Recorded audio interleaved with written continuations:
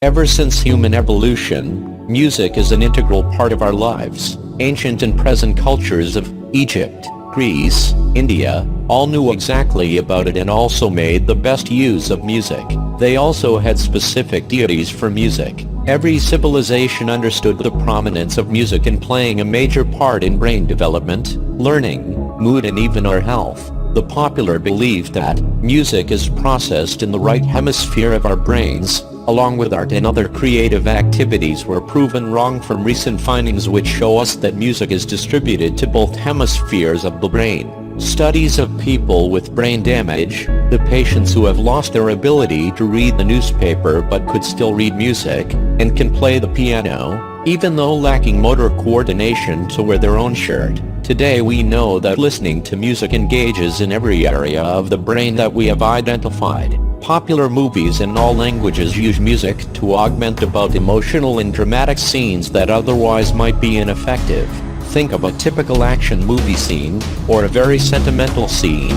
It is the music score that truly makes the same scene connect with audience. The most common effects that music has on us is, it can alter our emotions and feelings by stimulating the formation of certain brain chemicals. Now when you listen to the music you actually like, your brain releases a neurotransmitter called dopamine. Dopamine is the chemical which causes a feeling of satisfaction. So basically, music makes us feel great. Listening to your favorite music, it can actually amplify the feeling of happiness and also sustain during the day. When someone is sad, they often reach for sad music and find solace. Now, why wouldn't a sad person listen to happy music? Is that sadness and depression is related to the past, and is located in the left side of the brain.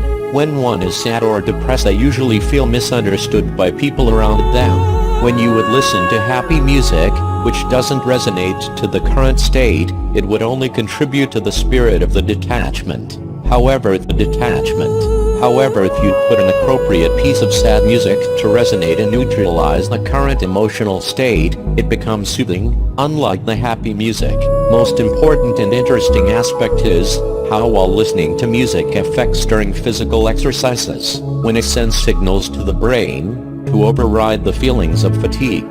In recent times, neuroscience has expressed great understandings of how our brains work by monitoring them with instruments like fMRI. Participants, when listening to music, notice multiple regions of their brain light up, and more interesting is that, when they observed the brains of musicians while playing an instrument, the whole brain lit up.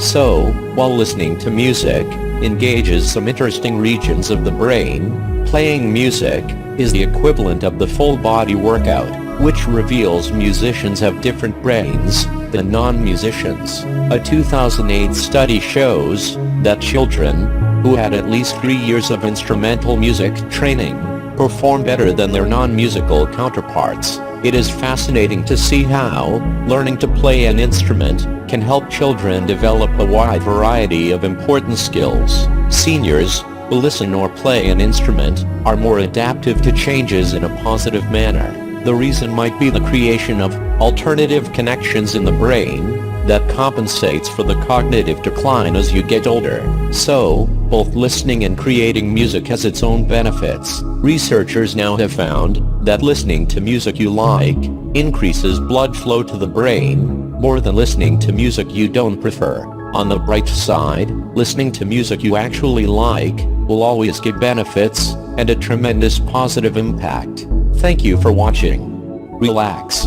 Enjoy listening to music.